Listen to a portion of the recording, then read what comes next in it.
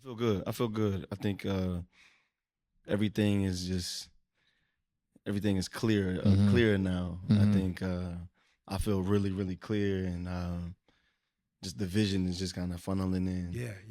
Each and more each day. I like it. No, absolutely. This is phenomenal. Even with the hectic craziness of the day, man. Yeah. This has always been therapy. Part of it. It's part of. For those tuning in live now, we about to get started, man. Sound check, man. Appreciate y'all being here, tuning in. Let's lock in. Take the gyms. Take out a notepad, right? Because we talking. Your phone notes, whatever. Let's do it.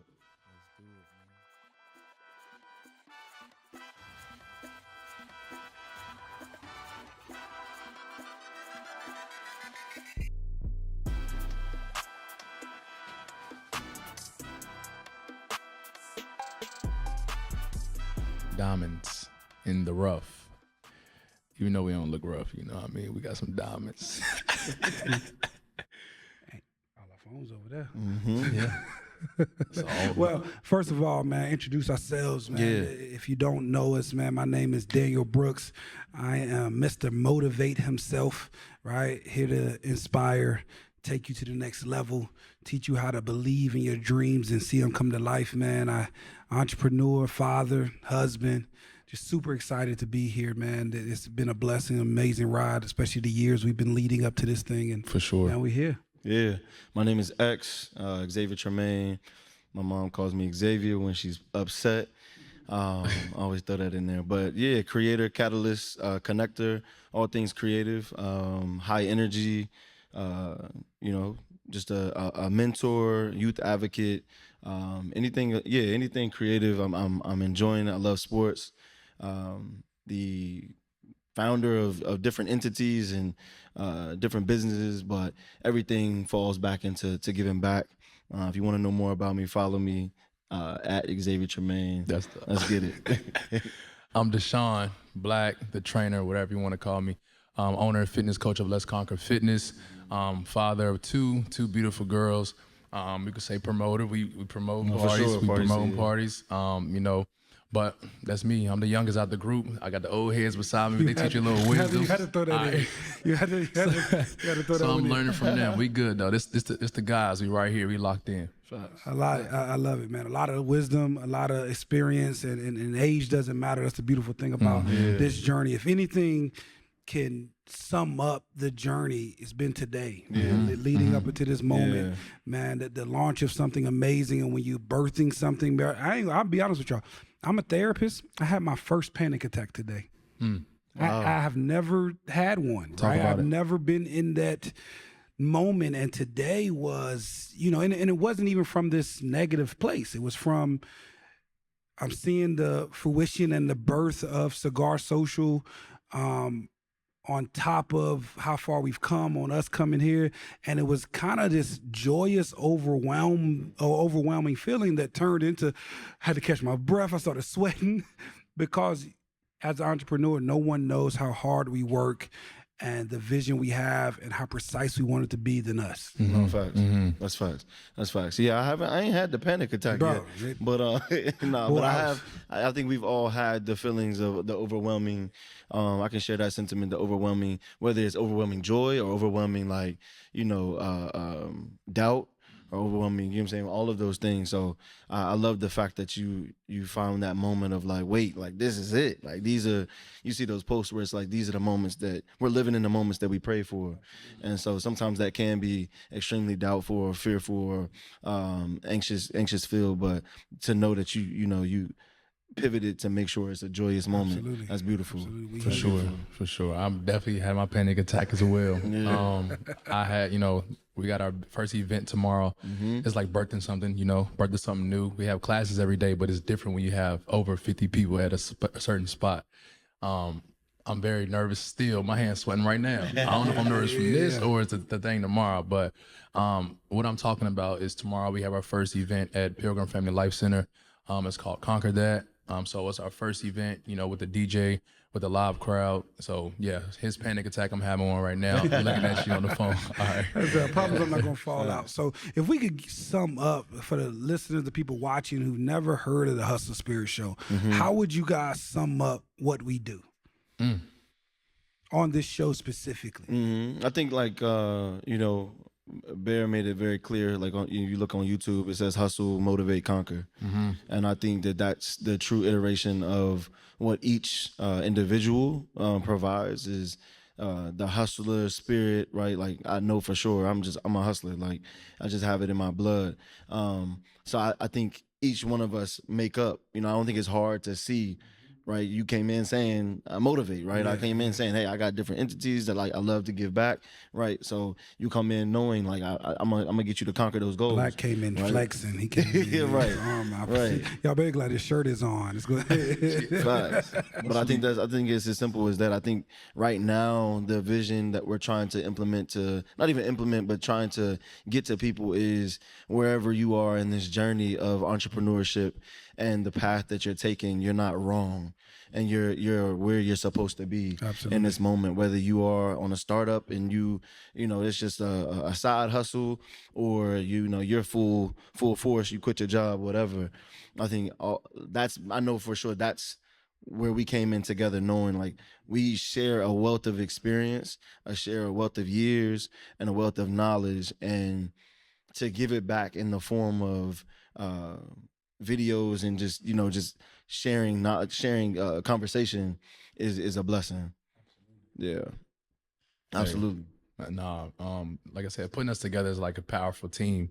To even watch them, they are, of course, I always joke and say they're older than me, but they are older. But to watch them motivate, hustle, they are over beyond hustlers. He hustles. I watch him all the time, especially Daniel too. So they motivate me every day. We motivate each other. We motivate Bear, our producer. We ain't even shout him out. Shout out to Bear about Bear, man. Shout out to Bear. But absolutely. Yeah. Like I said, we all together is a powerful force. My goal is to conquer every goal that's in front of me, no matter what it is, how hard it is, how long it's going to take. The goal is to get it conquered. So, my guys beside me, we're going to conquer the thing together. Thanks. Absolutely. I think, with our platform, we've been itching in X. We've gone back years trying to get this podcast going because there's always been something in the back of our head. Like, we got to get this information out. We have to at least be able to talk about it. Not even in this sense of we're the experts or we're right, but I think we're early enough and still close enough to the people where we can concurrently grow together, right? So when we're bringing you guys gems, we're growing every day. So you guys may hear us one week and then contradict ourselves the following week because we're still in the middle of this thing. But it's real, it's authentic. It's hustle, it's motivation, it's the ability to conquer. And if you're tuned in, be sure that when you walk away better. Absolutely, right? Absolutely. So we just kick it off with our producer. He's got the questions. So if you could just throw us out a question, and we're gonna kick it like that. Look who walked it. And if you guys are on live and you got any questions, please chime in, text us. We'll be sure to get to those Absolutely. too. Absolutely. So let's start with the most important one, since it's our heading. Knowing when it's time to go from a side hustle to a full-time gig. Yeah. We all at some point were working a 9 to 5, and at some point you knew, okay, my love and passion has always been there, but now it's actually starting to take shape. When was that moment? How do you know when it's that time to transition? Yeah. Well, I definitely kicked that one off because I really feel as if I had probably the most drastic kind of jump off the ledge, out the window, so to speak. So for me, it's always been super spiritual, right? Bear asked us, how do we know when it was time to take that leap of faith or take this thing from a hobby to real life? And I just feel as if for me, it was more so a calling, right? I've talked about this numerous times where it was COVID. I had already January 1st of that year put in my resignation, said I was leaving my job. And just because I had this overwhelming vision of it was time to go to work, right? I had got fed up. I felt like I had reached the plateau of my career that I could get to. I was the best of what I did. And I just wanted another challenge. So took the leap of faith in the middle of COVID before that was vaccines, people buying toilet paper, and we took that leap of faith. Do I say that's the absolute best way? No, but I knew for me, I had reached the pinnacle of what I could have reached without kind of betting on myself. So it was a combination of things, but really, being faith led and taking that faith step. I like that. I share, somewhat of the same sentiment. I think, for your question is, how do you know? I think you just it's a feeling of you can't go any longer. It's gonna force you to do. It's gonna force you to make a decision. When you start to, we talked about this in the last episode, when you start seeing yourself steal time from your other job, or your focus is gone, or you clocking in late, or you're doing your passion on the job, and you're not really being honest to the fact that of the employer or whatever you're doing, if it's fiscally responsible, which 9 times out of 10 is not going to be, then that's probably your way of knowing that you're embarking on something that God is really like looking at you like, hey, look, I planted a vision in you, and I want to really see it come to fruition. And it doesn't mean that just because you see it and you start to know that it's a love and a passion mean that you have to quit your job right then and there, right? Because you can plan it out.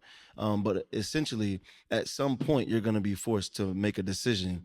And not all the time is that decision going to be the most comfortable, right? Like you may not have all 6 months of rent saved up. You may not have that much networking done. You may not have all the investors lined up, but at some point you're going to have to make a decision to leap out on faith and know that if the vision is clear enough, that the rest of it's going to fall into place.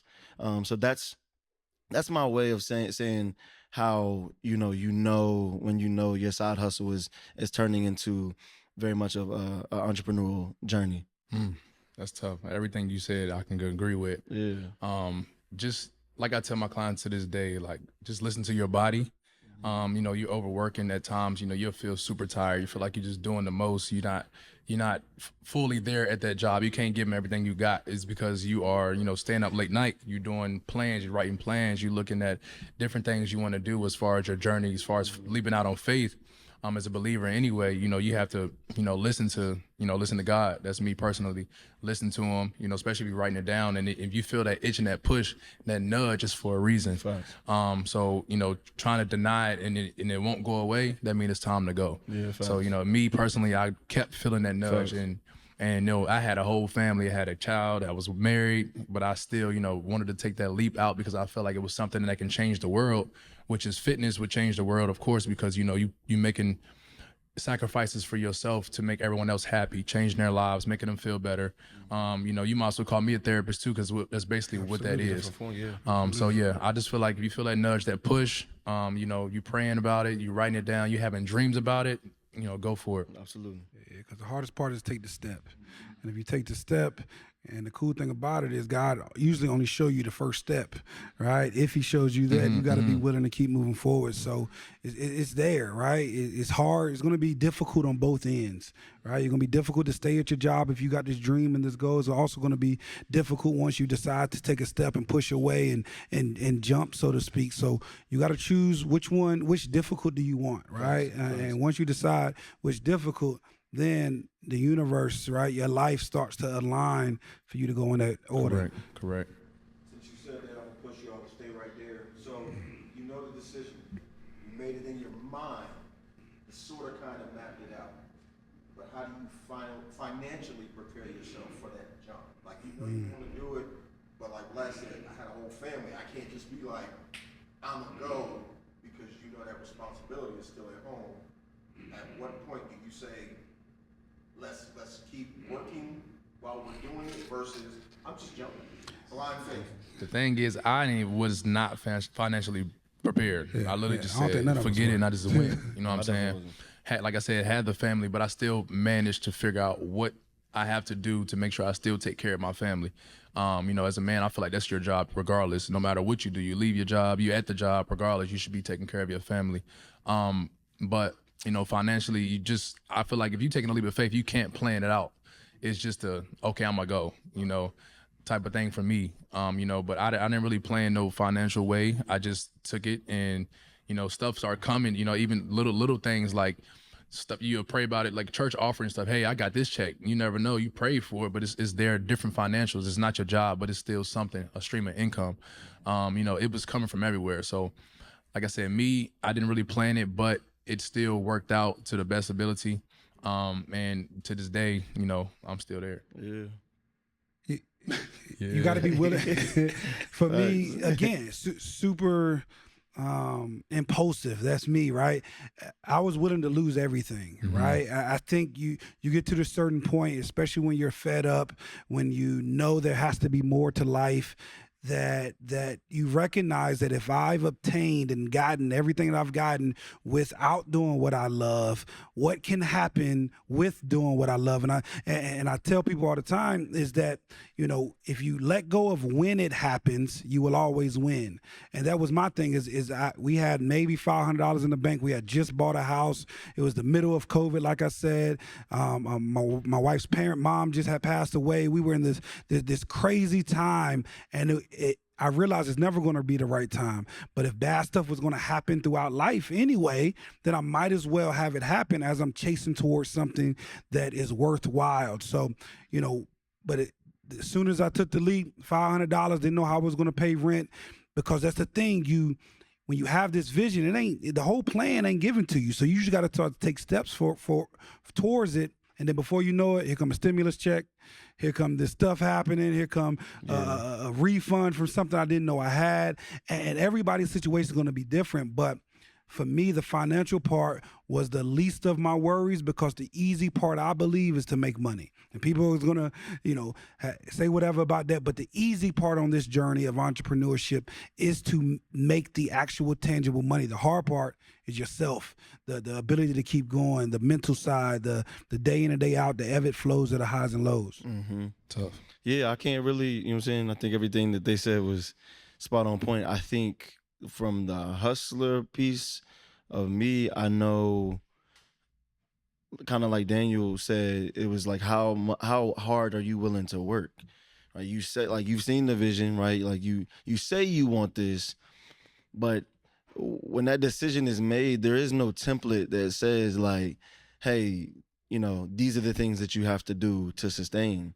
These are the things that you have to do outside of what the vision aligns with, right? So I think that's where I know I was willing to pick up any trade, any hobby, anything, and give away as well. I think the sacrifice piece is a major thing that people don't realize that comes with it, because the vision can be clear as day, and you can see yourself in these later years of like, oh, I see myself, you know, directing this and like being in these rooms, right? But like the train has to get rolling, and it could take a little while. It could take a little while, and you got to be willing to like shed some things, whether it's, you know, the lifestyle that you're living or the people that you're around. All of those things can be dead weight in getting to the top of the ladder, what have you. So I think my piece is very much like, how hard are you actually willing to work? And I know people talk about like losing sleep and things like that, and it comes with it. It definitely comes with it. And it's nothing to brag about, but there are late nights that you're going to have to pull. All of that ties into the financial piece, because it's all built into the sacrificial piece of like, are you willing to do the things that the average person is not willing to do to get to where the average person is not at? Right. And not your average. Yeah, not your average. You know what I'm saying? Like that's, to me, that's really, really, really big. And I have to go back to that sometimes to make sure I don't get too comfortable in a way of like, wait, like, you used to be okay with doing a pop-up and sitting for 6 hours in the sun. Where did this go? Right. So I have to check myself sometimes to make sure. Don't cut me off. I knew it was coming. Thank you. All this seriousness. But no, I do have to check myself. I have to check. Yeah, the glasses look good. I had to check myself sometimes to make sure that even myself as a leader is willing to go in places that even sometimes my team is not willing to go, so that they can see like, wait, like I have a fearless leader that's willing to kick down doors even when the house is fully burning, right? If they see me doing that, then there's something that's going to trigger in their minds and even just community's minds. Wait, like we got to go to the places that we are not comfortable with to get the things that nobody else has. Because a lot of this stuff that we're all doing, the way we're doing it, nobody has done it. He was ready. Yeah, I was ready because I didn't. You know, it's been a long day. You know, when you get old, you'll lose a thought. And you've been writing responses down in the chat. No, I'm gonna say this. but you hit the nail on the head, right? You said you picked up all these things, you did photography, but people don't realize just because you get the vision doesn't mean that you automatically start to make money from the vision when it starts. No. I was overnight cleaning houses. I was a janitor at certain places. I can see that. Wait a minute. How can you see that? I know you're talking truck driver, right? But at the end of the day, you look like you just got a CDL, all right. But Sweat. But at the end of, come on. But at the end of the day, it was like people don't know that. People didn't see that you know, even though we were taking these little side hustles, it was all to fund the dream, right? Yeah. It was funding for the dream. It was never something where we were going to stop. But then eventually, once one thing started to fall off, I remember watching you, and then you stopped having to do photography as much. You were able to do this because you used the gifts that God gave you to get to the point where you're trying to go. So I just don't want people to misconstrue that we just jumped and then everything started rolling. No, we still have to learn. We're still learning in this moment. Yeah.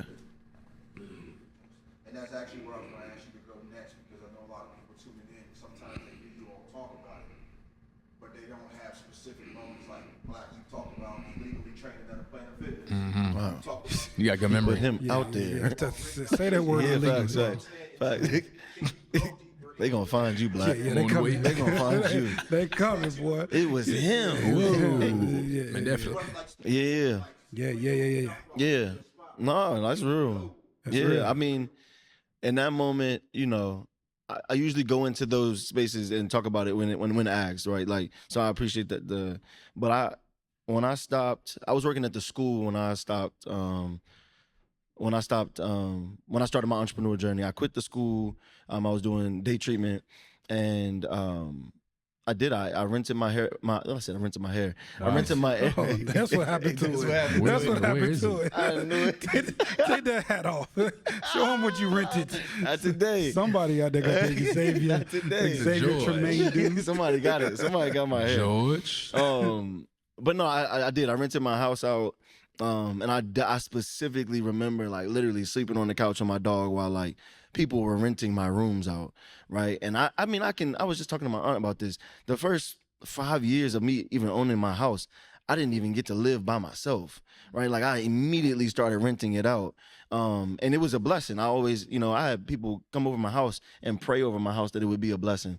So it was immediately a blessing. So each room has allowed me to do what I do. I will never knock that. Again, that goes back into how uncomfortable are you willing to get? Yeah.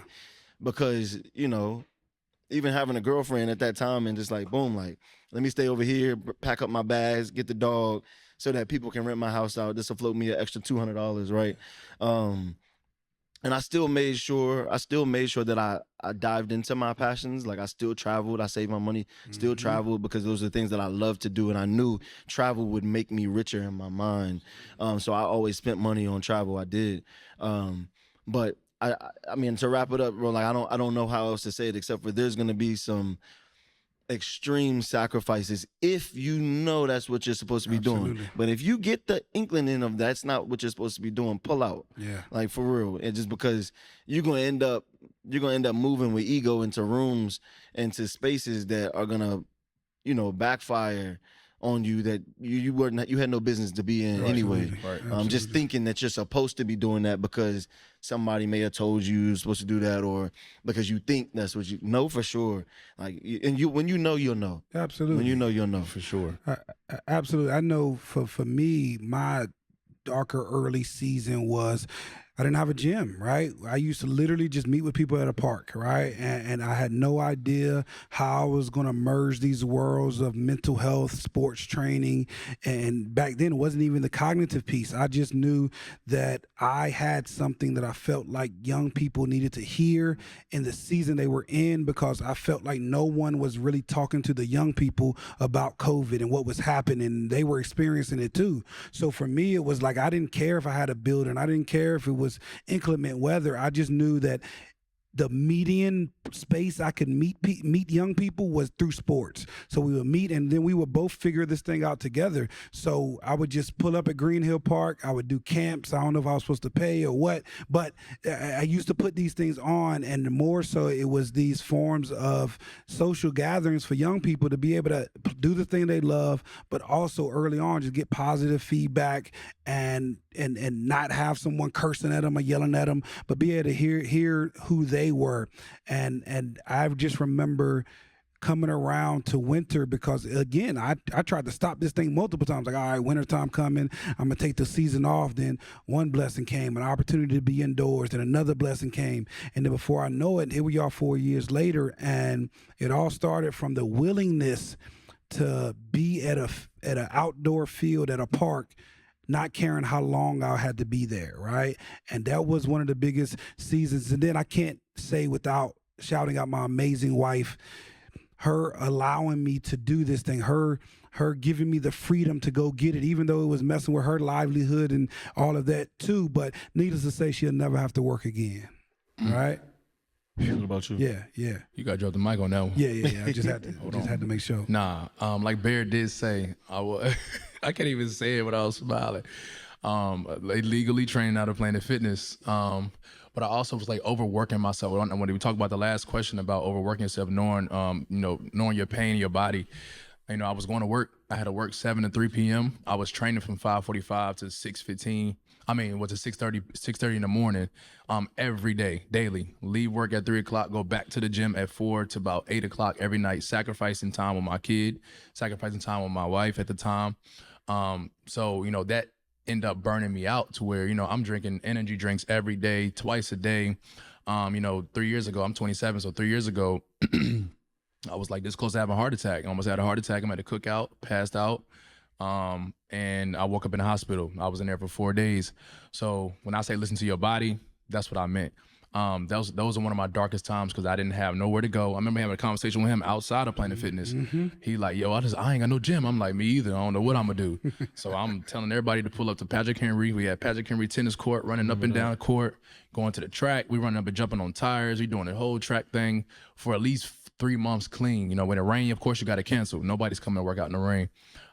But at that time, I prayed daily. When I say daily, I mean daily. So like I said, almost had that heart attack that woke me up to a whole nother person, to where I was like, okay, something got to shake, which means I'm gonna leave this job. I'm gonna quit this job.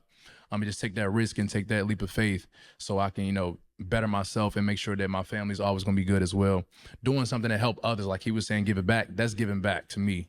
Helping somebody on their fitness journey, that's giving back in my eyes. But that dark moment when you are on a hospital bed at 24 years old, that'll change your whole life. Your mental, change the way you walk, the way you talk, the way you even, complain. First thing you go to God, we pray, be like, God, please help me. When you could just say like, thank you. You know what I'm saying? Say thank you, thank you, thank you. So yeah, my darkest moment, I would never wish that on nobody. So, if you feeling like your body is tired, your mind is tired, everything's tired around you, it's time for you to keep it moving and move forward. Wow, it's a blessing, bro. For sure. It's definitely a blessing. Let's talk real quick about resources and support systems. And this might not have come early in your journey. This can be even more recent. But what support systems or value systems did you look for or seek out during your transition? For those that are watching that are like, I'm scared to do it because it's just me. I'm a solopreneur. Yeah. I need help, or I need a partner, or funding, or whatever that might be. Mm-hmm. I feel like me and Daniel look at X, like we both converse with X, sat down with X. He's been in the game about to be 9 years.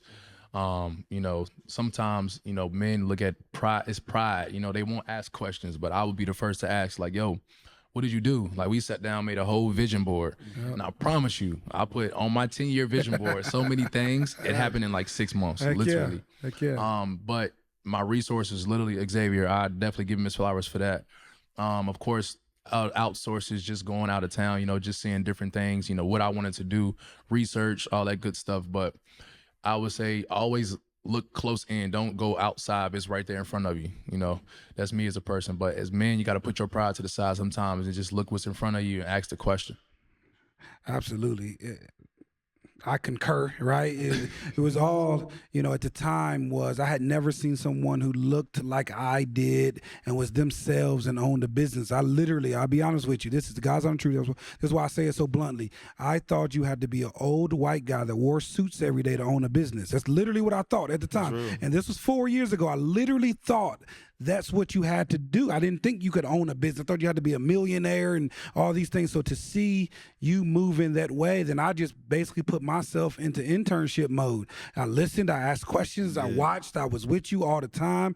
And then I guess on top of that, a lot of my motivation and the support for me came from the past of the people who, when I lived in Atlanta, when I was getting out of college, when I was I'm living, in Virginia Beach, didn't have anything. It was those people from the past that always saw something in me that continued to push me, and I didn't know why they did, right? I always looked out, I always said, "Dan, you this, that, and the third." I was homeless for like 6 months, but then, the people who I worked with before, they offered to pay my bills for like a year. So again, and this was before even the dream, even anything thought about being an entrepreneur, creating anything, but that was the support.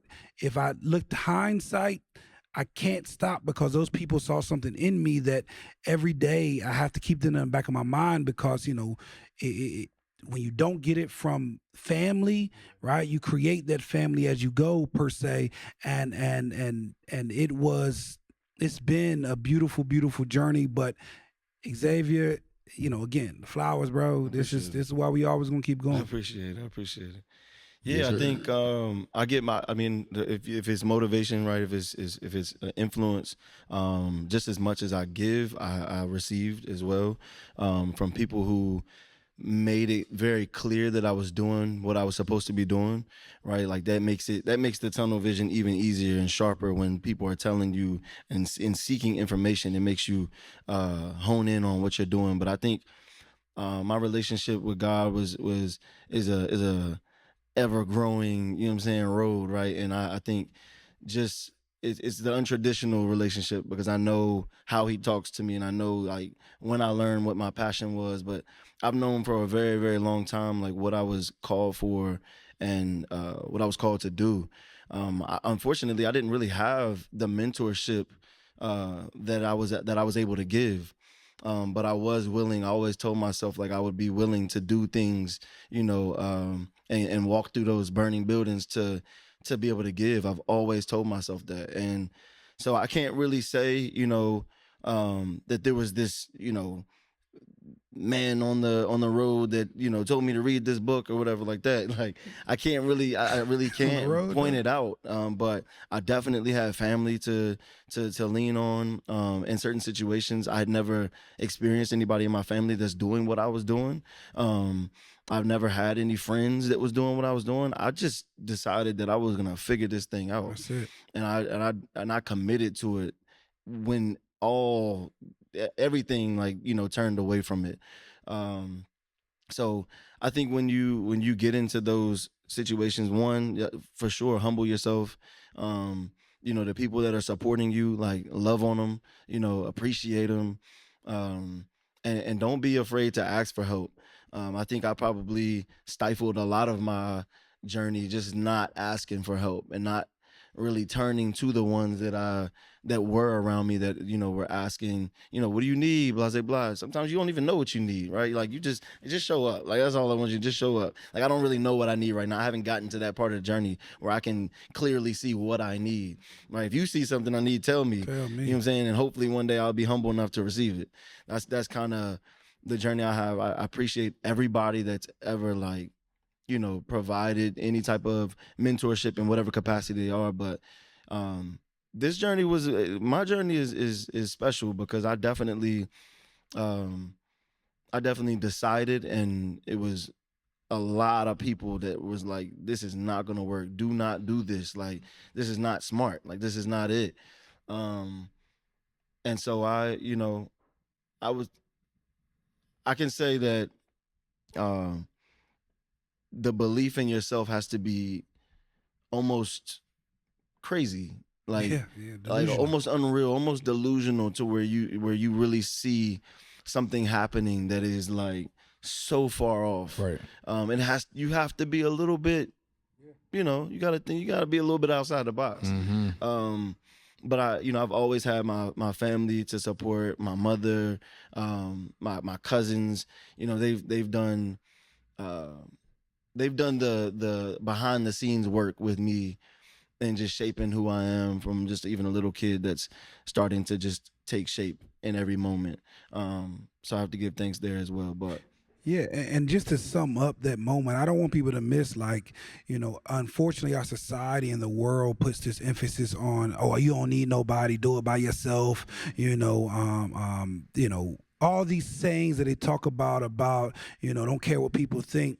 Any blessing that comes to you that Yeah, we've that's talked valid. about That's comes valid. from a person. That's valid. Right? That's I don't want valid. people to, we talked about that before. It's like when blessings come from you, yes, God makes them happen, but usually they come through a person. Yeah. A person had to write you that check. A person had That's to valid. give you that information. A person had to give you that opportunity. So when we're talking about this thing, as regardless of as self-made as people may say, the amount of people that go into it, that go unnoticed, that didn't even know what they were doing for you, they still are on this journey That's valid. and supporting you, because every blessing, everything we've gotten has had to come through a person. Absolutely. Right? Absolutely. It ain't been no little Yeah. bird. No, for sure. For sure. It's No, come, for it's sure. come from For a sure. person. Absolutely. Absolutely. Yeah, definitely It's agree. definitely special. Definitely the agree. journey I'm on is definitely special too. So For sure. I definitely was told I was gonna be a statistic when I had a kid at 19. So I look at that and I just feel every day, because it came from somebody I love a lot. So I'm like, to hear that, you be like, all right, bet, I got you. Yeah, let's go. So for sure,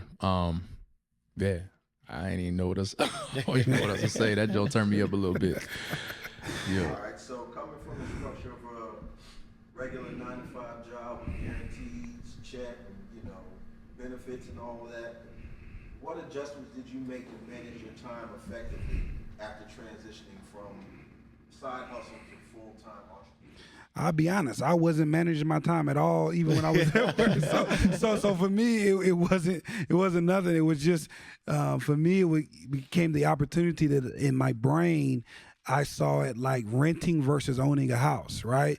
When you rent, even though it's great, you got a place to live, it's nice, it might be a little bit cheaper, but in the long run, what are you getting for it, right? All your money's gone, you're not getting anything in return. So I decided to take a mortgage on my life, right? And it was this thing of He thought about that. I like that. I did not. It's just don't stop.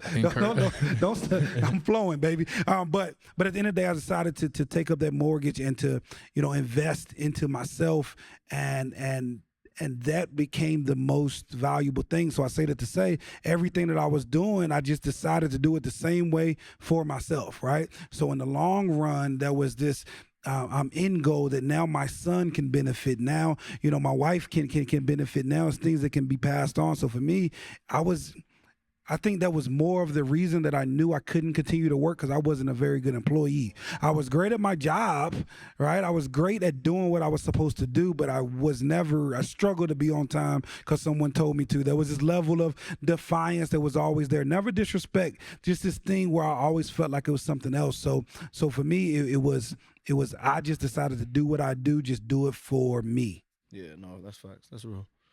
I think that's it right there. It's that simple. Knowing there ain't It's no just check, that simple. like, you don't get up It's and go get literally it. it's Yeah. on you. Yeah. You decided to do this, and nobody forced you. Then nobody, you know what I'm saying? Like, of course, your call. I knew I was called to do what I'm doing, but nobody like made me. Put in a resignation letter. Like, so nobody's gonna like ask you. Yeah, you gotta pack this car up at 6 a.m. and go to this pop up, or you gotta, do this photography and then go to UPS and work at night. Like nobody said do that. So I think it was that simple for me. I think now once it gets a little bit more structured, there's some things that you can lean on as far as like creating a team and uh not leaning on just yourself. Like there's certain things like that. But for me, for my answer right now, the only thing I can think is like it was that simple. Like I decided to do this. I gotta get it. Right. It was that simple. Yeah, I know you talk about the analogy all the time about swimming, right? Yeah, you like jumped in up, and yeah, you had to swim. Absolutely. Are you gonna sink? Yeah, my analogy is definitely like if you're on a boat and you decide to jump off, like whether you scared or not, like we jumped off and thank God, like we just kept swimming. Just kept It swimming. was just, it was cold. Nobody was out there. It got dark. It got light. It got dark. It got light.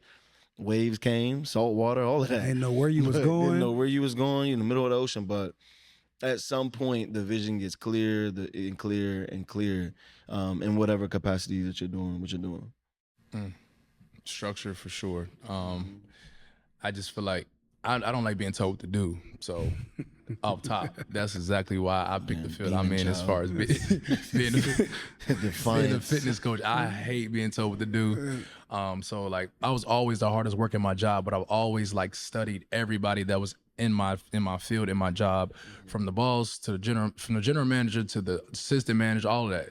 I was up and down the line, just making sure I worked and everything and make sure I knew everything as well. Just because I was like, I know I'm gonna get out of here. I could never last at a job more than a year. I'm there for a year and that's it. So for me to be an entrepreneur for 3 years, it's like, all right, that's crazy. But me in general, I just know that, like you said, like you're not gonna get paid unless you do the work. Like you gotta get up and work. Yeah. You gotta build consistency. Like I tell my clients today, you want to see your body change, it's gonna take consistency. So you want to wake up every day, you want to make money, you got to do the consistent work to get what you want to get. Right. So that's my solid answer. That's all it is. And to be honest, even though we get to a space where we're not as worried, but as an entrepreneur, you never get to this space where you're fully like you were, like knowing a check is coming. You always have this idea, and the biggest analogy that I love to, absolutely, right? And I think that the biggest analogy I think about is like, back in caveman time, right? Or back when you had to hunt for your food, right? Every single day you got to go out and you got to hunt. And if you don't eat today, then you got to get the energy to go out and eat tomorrow or figure out what you did the day before. And I think that's the most human thing we can do, is to bet on ourselves and be able to go out and hunt and get and gather and to use our creativity to be able to bring in the things that we need. And I think for me, once I started to fall in love with that process, I started to, stop, relying on other pieces. And I just realized like, we don't eat if I don't figure out, like, ain't no more nervousness. I can't, because I've never really been the person that, y'all believe it or not, that walk into the room and just start talking to people. But after time, if I don't talk, if I don't speak, if I'm not able to do stuff like this, then I don't eat. So I'm either going to learn or I'm going to starve. And I decided I would much rather learn than starve. And once you get that ability that like we talked about in the last episode, you burn the boats. Ain't no going back, right? And it's a lot more mental. As a licensed therapist, a lot of times when I'm working with people and solving their problems, it's all about making decisions. And once you make this decision and you decide where you're going, then everything usually tends to not even become easy, but you start to figure out even the problems because you already decided this is the way I'm going. Mm-hmm. Like you spoke on something just a second ago when you said you were learning from the structure of learning all your positions, like knowing things from the bottom to the top, just so you can get through that. If you would, each of you speak to in your own industry, what skills or gaps did you identify in the transition, and like how did you work on it? Yeah. I think in closing, we're gonna close it out with this one. Closing is crazy. Yeah. That's a tough question. Time management for sure.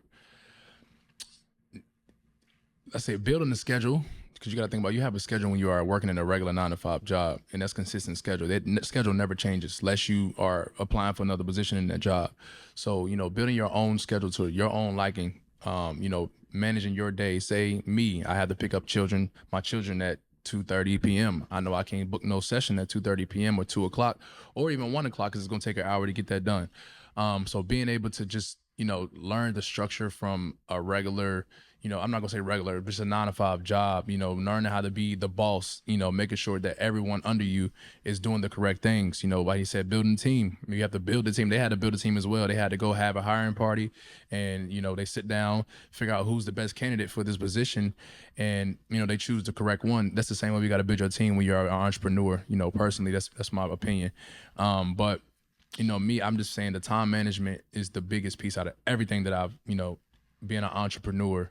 He'll tell me all the time, like, I know you want your time back, but sometimes you got to sit down and take it all. I'm like, all right, you're right. It makes a whole lot of sense, though, because it's like, that's exactly how you talk. It makes sense, though, because like you feel like you got a lot of time, but it's like in that time that you are chilling, you're resting, that's time to be thinking, creating, to be better, and so you can make the stuff that you want. You see, you could be the general manager of your field and make the most money that like they make in a 9 to 5 job.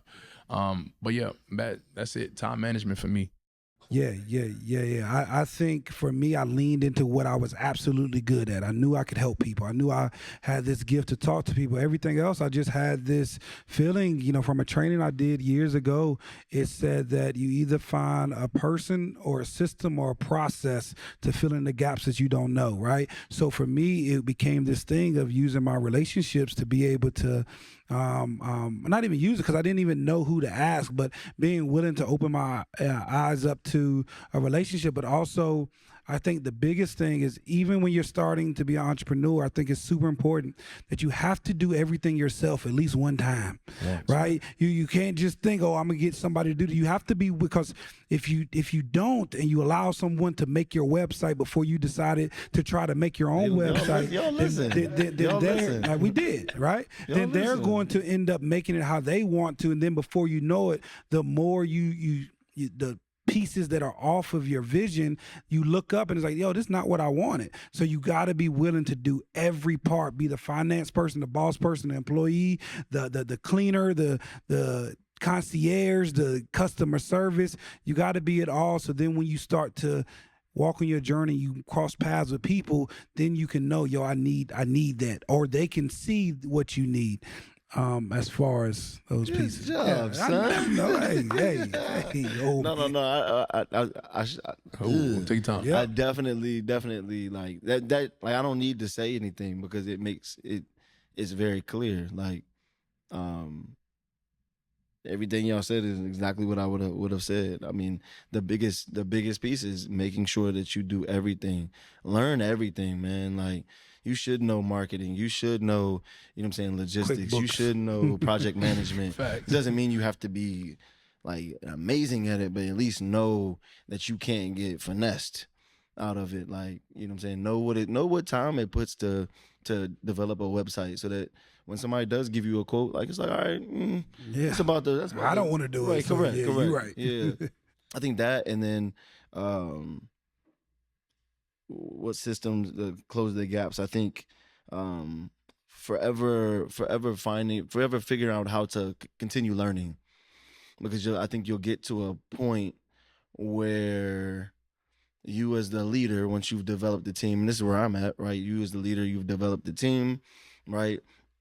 And now your team is looking for a certain type of leadership, and if you're not, nobody here was trained to be a CEO of a company, right? So you've really gotta take another step back after you learned it all. You've gotten the staff and all of that stuff. Now you've got to take another step back and learn how to be a really good leader. And I think that's a special piece, because if you don't, you can have amazing staff, you can have amazing, like, an amazing company, amazing vision, all of that stuff. But if you yourself are not willing to continue learning of how to build people, you can lose it all. Yeah. You can lose it all very, very quickly. So for me, like, that's the season, is like X. Like, how do you sharpen yourself to the point where you're a kingmaker, like you're starting to sharpen other people, and everybody's willing to, they love their job and they really want to be there because they know that they're valued. Like, that's what I'm shifting the focus towards now. because you're only as good as the leaders you create, man. This is phenomenal. Yes, sir. Audience submit a question, and whoever wants to what is the one thing or area that discourages you the most, and how can community help you change that discouragement to victory? That's a phenomenal. They typed that. Hey, that's like an AI question. That is great. Read that one more time.